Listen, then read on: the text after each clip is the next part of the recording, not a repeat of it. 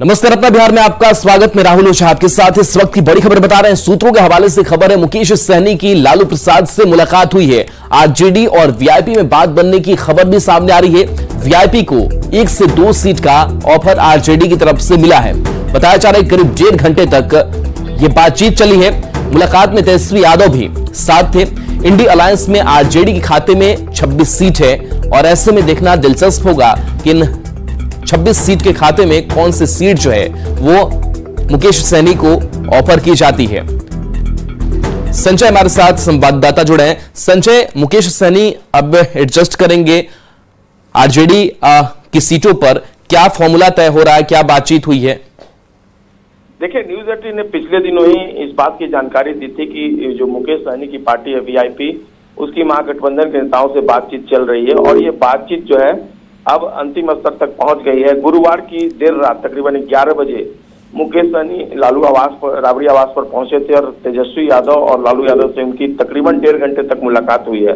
सूत्र बता रहे हैं कि राजद ने उनको कुछ सीटों का ऑफर किया है। इन सीटों की संख्या 3 तक जा सकती है, लेकिन जो सूत्र बता रहे हैं कि 1 से 2 सीटों पर उनको चुनाव लड़ने के लिए राजद ने ऑफर दिया है और जो राजद कोटे की सीट है उन्हीं सीटों पर इन्हें ऑफर दिया गया है। मंथन चल रहा है और निश्चित तौर पर जो सूत्र है वो बता रहे हैं कि सकारात्मक परिणाम सामने आएगा और मुकेश सहनी राजद कोटे की जो सीट है उस सीट पर अपना प्रत्याशी। संजय, कुछ संभावित सीटों के नाम भी सामने आ पा रहे हैं क्या? जो सूत्र हैं वो बता रहे हैं कि उन्हें झंझारपुर, वैशाली और इसके अलावा एक और सीट का ऑफर दिया गया है। अब अंतिम सहमति की सीटों पर बनती है, इसके लिए हमें इंतजार करना होगा और देखना होगा। बड़ा ही दिलचस्प मोड़ में ये रिश्ता जो है आया है और अंतिम फैसले के लिए हमें इंतजार करना होगा। कभी भी घोषणा हो सकती है, ऐसा सूत्र बता रहे हैं। राहुल, क्या कुछ अपनी भी डिमांड मुकेश सहनी ने रखी है? देखिए, मुकेश सहनी जो सूत्र है वो बता रहे हैं कि मुकेश सहनी ने अपने लिए 1 सीट की डिमांड जरूर की है राजद के नेताओं से, लेकिन उनकी बात कहां तक मानी जाती है ये देखना दिलचस्प होगा कि क्या राजद वाकई में मुकेश सहनी की जो डिमांड है उसको मानता है या नहीं मानता है। इसके लिए हमें इंतजार करना का 24 से 48 घंटे बहुत महत्वपूर्ण है और कभी भी इसको लेकर घोषणा की जा सकती है। जी चलिए, शुक्रिया संजय इस अपडेट के लिए आपका। और लालू प्रसाद ने सोशल मीडिया एक्स पर पोस्ट पर मोदी सरकार पर निशाना साधा है और कई मुद्दों पर झूठ बोलने का आरोप लगा दिया है। लिखा है, झूठ का अंबार मोदी सरकार, झूठ का दरबार मोदी सरकार, झूठ का भंडार मोदी सरकार, झूठ का व्यापार मोदी सरकार, झूठ की बयार मोदी सरकार, झूठ की बहार मोदी सरकार, परिवारवाद पर झूठ, भ्रष्टाचार पर झूठ, बंदा बीजेपी में आए तो राजनीतिक धंधा, विपक्ष में है तो वो गंदा। ये भी झूठ, क्यों है इतना झूठ, कौन बोलता है इतना झूठ, जनता ने ठाना है मोदी सरकार का झूठ मिटाना है। और ये पोस्ट सामने आया है।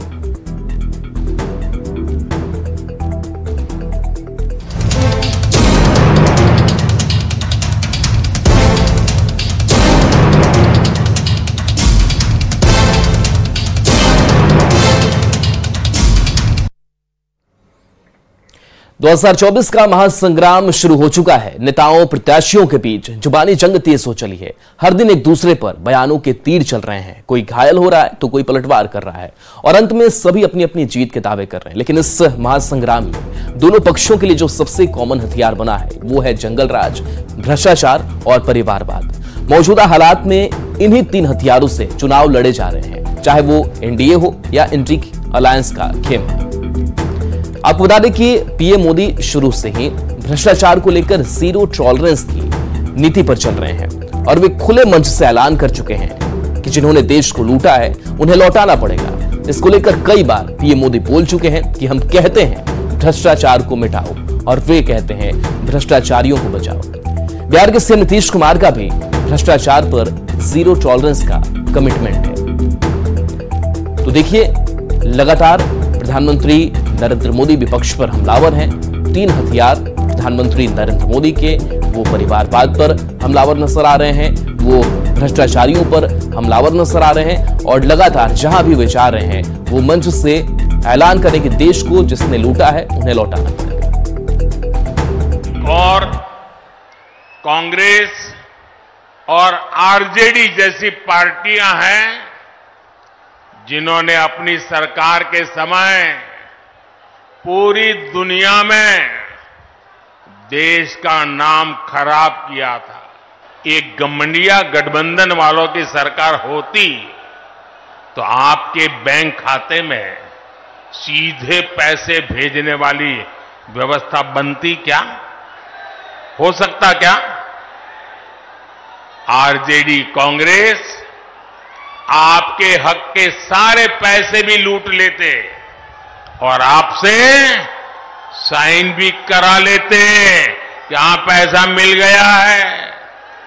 साथियों, आज देश के सारे भ्रष्टाचारी जो हमेशा एक दूसरे से लड़ते थे, एक दूसरे पर भ्रष्टाचार के आरोप लगाते थे, एक दूसरे को जेल में बंद करने की मांग कर रहे थे, अब वो सब मिलकर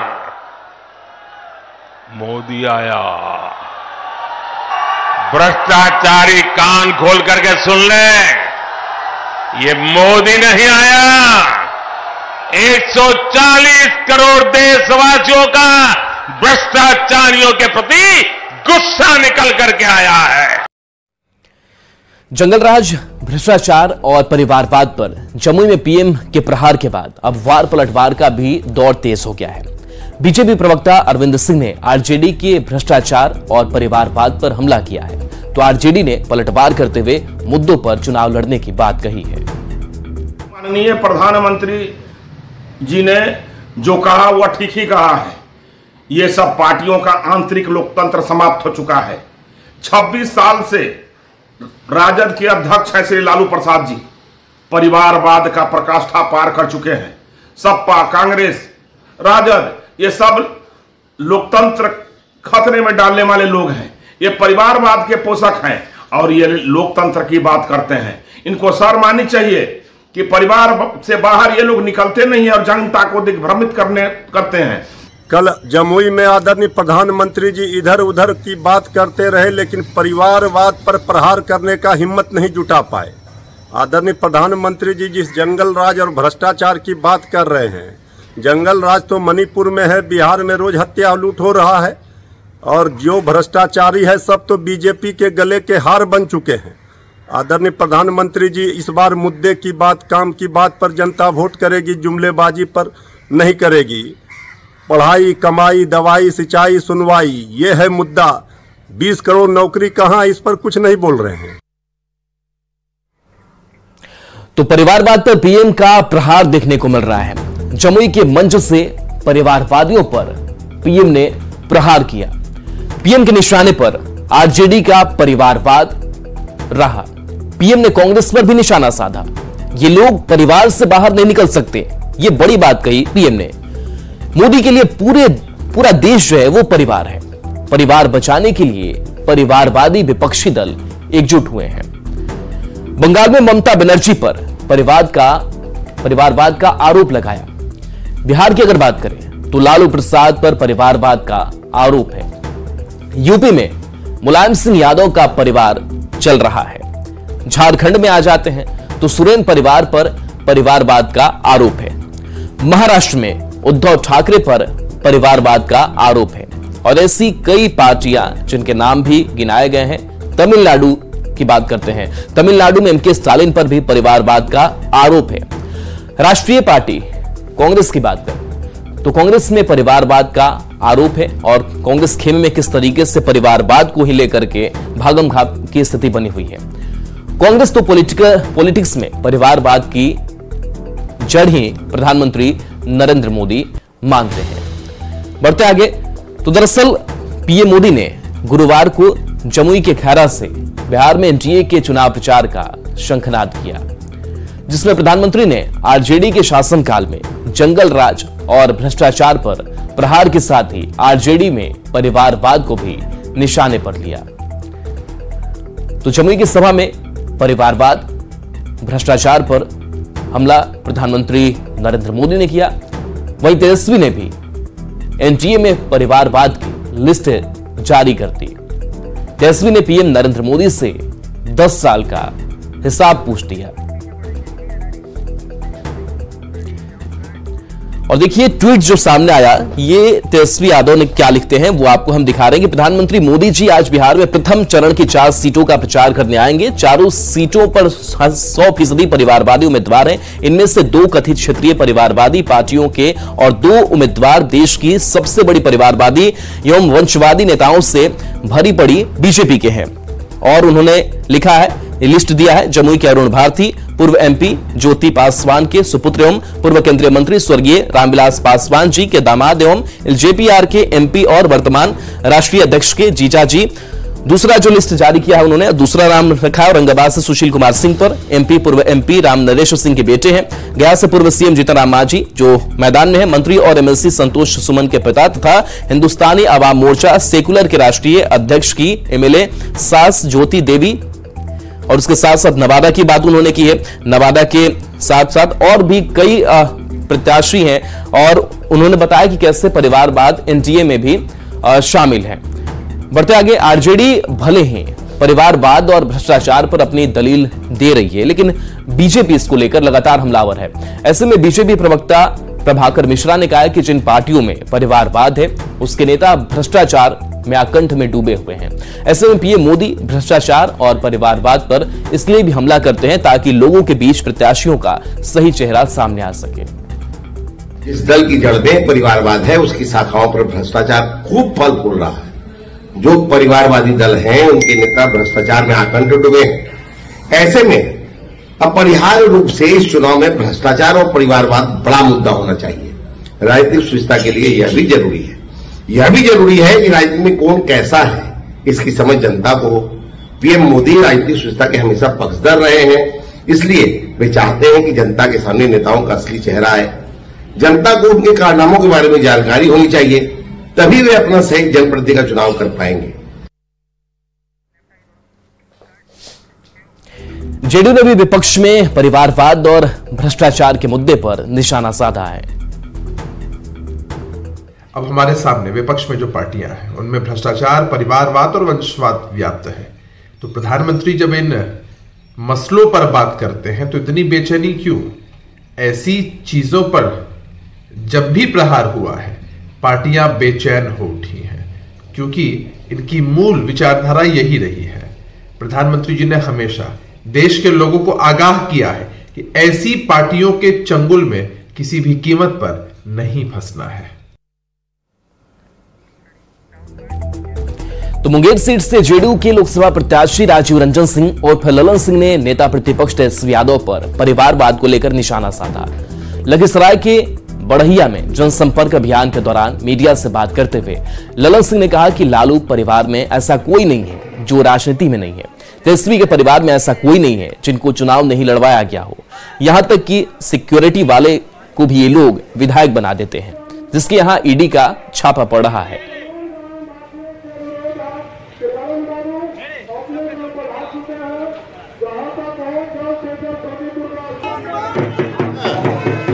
कि परिवार में और कोई बच्चा है जिसको चुनाव नहीं लड़ा सकते हैं? ऐसा कोई आदमी है बचा हुआ? अब देखे नहीं कि कहाँ सिक्योरिटी उनका था, ओकरा भी एमएलए बना दिए और उसके अभी ईडी का छापा पड़ रहा है। तो उन लोगों की बात का क्या बात करिएगा, किसको बात करिएगा? कोई बात में दम नहीं है और ऐसे ही कोई तर्क के बजले कुतर्क खोजते रहते हैं। केंद्रीय मंत्री और बेगूसराय से बीजेपी प्रत्याशी गिरिराज सिंह ने भी परिवारवाद को लेकर लालू परिवार और इंडी अलायंस पर निशाना साधा है। विपक्षी नेताओं पर हमला बोलते हुए गिरिराज सिंह ने कहा कि देश में परिवारवाद के खिलाफ लोगों को गुस्सा है, लोग परिवारवाद के खिलाफ बढ़ चढ़ कर बोल रहे हैं। बिहार में लालू और यूपी में मुलायम सिंह से लेकर महाराष्ट्र में उद्धव ठाकरे और बंगाल में ममता बनर्जी तक इंडी अलायंस में परिवारवाद ही है। ये आप देखें, बिहार परिवारवाद के चंगुल में, उत्तर प्रदेश परिवारवाद के चंगुल में, बिहार लालू जी के, उत्तर प्रदेश मुलायम सिंह का परिवार। आप महाराष्ट्र चले जाएं, उद्धव ठाकरे के परिवार, शरद पवार जी का परिवार।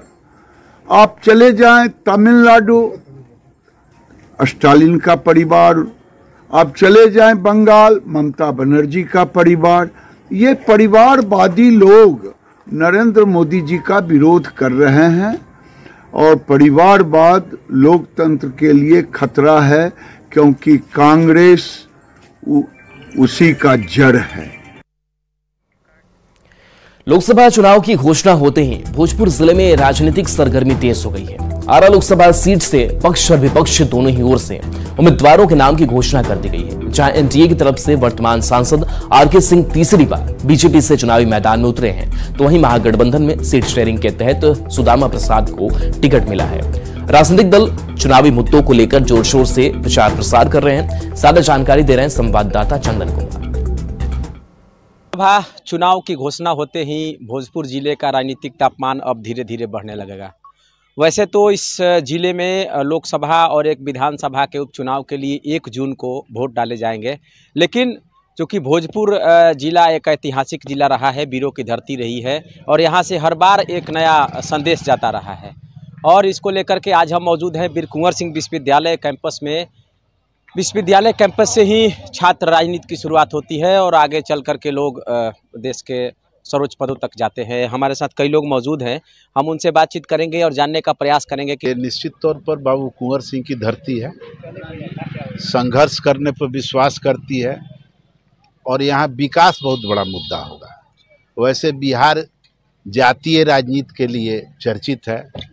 बिहार में सारे विकास के मुद्दे जात पर आकर रुक जाते हैं। हमें किस मुद्दा पे चुनाव होना चाहिए, तो हमें लगता है कि यहाँ का चुनाव शाहबाद को जो इतिहास को धूमिल करना हमेशा चाह रहे हैं, आरा को कमिश्नरी बनाने के लिए यहाँ का मुद्दा होना चाहिए। यहाँ पे यूनिवर्सिटी है, यूनिवर्सिटी को सही ढंग से चलाने के लिए हम लोग राष्ट्रवाद के मुद्दे पर चुनाव लड़ने जा रहे हैं, क्योंकि ये जो चुनाव होने जा रहा है राष्ट्रवाद पे, राष्ट्रहित सर्वोपरि पर ही हम लोग के लिए, क्योंकि माननीय प्रधानमंत्री जी के नेतृत्व में सबसे बड़ा जो मुद्दा था धारा 370, उन्होंने धारा 370 हटा के पूरे देश को एक सूत्र में पिरो दिया। अभी तक किसी सरकार ने नहीं किया, सारे सरकार ने सिर्फ लूट कुसूट किया, किसी सरकार ने अपने सीमाओं का ध्यान नहीं दिया 70 साल में। लेकिन माननीय प्रधानमंत्री मोदी जी के नेतृत्व में सीमाओं पर जो ध्यान दिया गया, आँख से आँख में राष्ट्रहित के मुद्दे ध्यान मिला। कई समस्याएं हैं जो कि अभी भी लोकसभा चुनाव को लेकर के अहम मुद्दे बनते जा रहे हैं, चाहे शिक्षा की बात करें, स्वास्थ्य की बात करें या फिर अन्य विकास योजनाओं की बात करें। लेकिन जो ये आरा की धरती रही है, ये वीरों की धरती रही है और हर बार एक नया संदेश इस धरती से जाता रहा है। तो इस बार भी हम न्यूज़ 18 के माध्यम से तमाम दर्शकों से ये अपील करेंगे कि आप पहले मतदान करें, क्योंकि मतदान सबसे ज़्यादा ज़रूरी होता है। मतदान के बाद ही आप उस दिन कोई काम करें, क्योंकि आपके एक मतदान से स्वच्छ और सुंदर लोकतंत्र का निर्माण होता है। चंदन कुमार, न्यूज़ 18 भोजपुर। और देखिए, कांग्रेस आज घोषणा पत्र जारी करेगी। कांग्रेस मुख्यालय में यह घोषणा पत्र जारी किया जाएगा। कांग्रेस अध्यक्ष मल्लिकार्जुन खड़गे घोषणा पत्र जारी करेंगे। राहुल गांधी और सोनिया गांधी भी इस दौरान मौजूद रहेंगे। 5 न्याय और 25 गारंटी घोषणा पत्र के मुख्य एजेंडे हैं। कांग्रेस 10 करोड़ न्याय पत्र देश भर में बांटेगी। लोकसभा चुनाव के लिए कांग्रेस घोषणा पत्र जारी करने वाली है।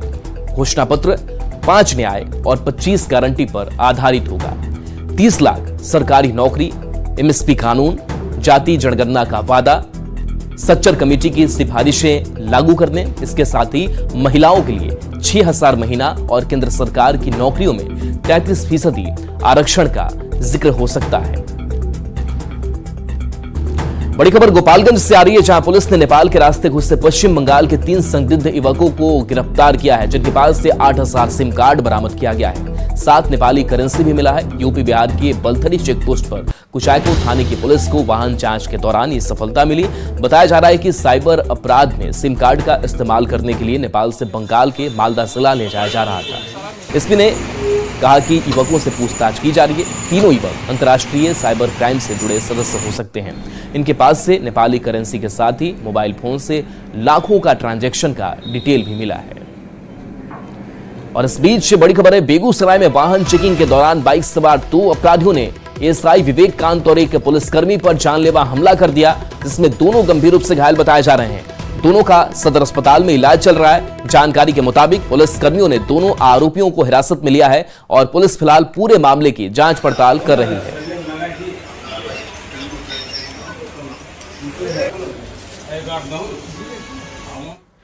और पटना सिटी से बड़ी खबर है, जहां सड़क हादसे में 2 की मौत हो गई है। पिकअप और ई रिक्शा में टक्कर हो गई। हादसे में 5 लोग घायल हो गए, 2 की मौत हो गई है। घायलों को अस्पताल में भर्ती कराया गया है। गुरु गोविंद सिंह लिंक रोड की घटना सामने आई है। महादेव स्थान के पास यह हादसा हो गया। बाईपास थाना इलाके की घटना है। तो पिकअप और ई रिक्शा में टक्कर हुई है। पटना सिटी से बड़ी खबर आप तक पहुंचा रहे हैं। हादसे में 5 लोग घायल हैं, 2 की मौत हो गई है। तो घायलों को अस्पताल में इलाज के लिए भर्ती कराया गया है। परिवार में मातम है। गुरु गोविंद सिंह लिंक रोड की यह पूरी घटना सामने आई है।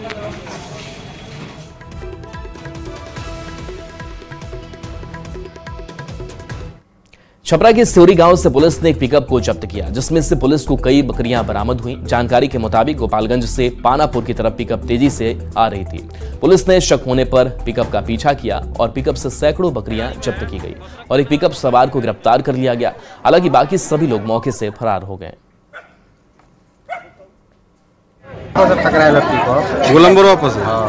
वहाँ से एजवा गाड़ी रुकल है। वो चोरो पकड़ल हन सर ना 2 आदमी पकड़ायल उ भाग गए। वो भागल मन से उतर के एगो गाड़ी बजे थाना के गाड़ी में बैठल भाई कर कल 12 बजे 1 बजे पहले 12 बजे के बाद 1 बजे पहले एक पास में हमने लोग 12 बजे खुला है। आपका आरा के जगदीशपुर थाना क्षेत्र में भैरव बाबा के मंदिर के पास दरवाजे पर बैठने से मना करने पर नशे में धुत आरोपी ने एक व्यक्ति के गर्दन पर चाकू मारकर हत्या कर दी।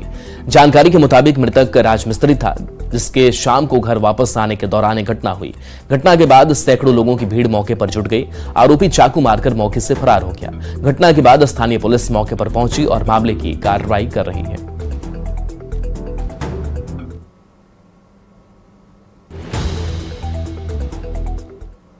यह हुआ था कि एक दूसरे के दरवाजा पे जाकर बैठा हुआ था। वो घर वाला उसको बोल रहा था कि तुम जाओ यहाँ से। ये भी बोलने लगा जाके तुम लोग यहाँ बैठ के क्या करता है, जाओ अपना घर पे। तो इतने में बजना बजनी कर दिया, छुरा निकाल के घुसेड़ के भाग गया। और बड़ी खबर पाकिस्तान से, जहां ब्रिटेन के अखबार द गार्डियन ने पाकिस्तान में आतंकियों की रहस्यमयी हत्याओं पर बड़ा दावा किया है। अखबार ने अपनी जांच के आधार पर दावा किया है कि पाकिस्तान में आतंकियों पर हुआ एक्शन भारत सरकार के आदेश पर किया गया। यह दावा ब्रिटेन के अखबार द गार्डियन ने किया। अखबार ने यह रिपोर्ट पाकिस्तान की खुफिया एजेंसी के एक सीनियर अधिकारी के हवाले से छापी है। रिपोर्ट में दावा किया गया है कि भारत सरकार आतंकियों के खिलाफ जबरदस्त एक्शन ले रही है। पिछले कुछ सालों में पाकिस्तान में 20 से ज्यादा आतंकियों की रहस्यमयी तरीके से हत्याएं की गई थी। इन आतंकियों का ताल्लुक भारत में हुई आतंकी घटनाओं से भी था।